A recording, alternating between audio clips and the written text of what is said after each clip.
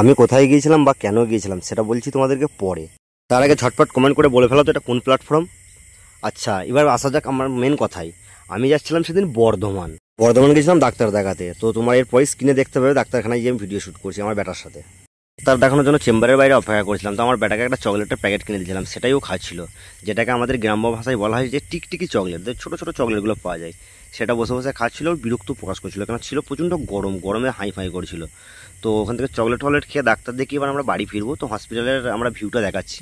এটা ছিল হসপিটালের 3 তলা। তো যারা যারা হসপিটালে এসছো নিশ্চয়ই বুঝতে পারছো এটা কোন ডিপার্টমেন্ট। আমি আর মুখে বলছি না কোন ডিপার্টমেন্ট, তোমরাই গেস করে নাও এবং কমেন্টে আমাকে জানিও যে কোন ডিপার্টমেন্ট।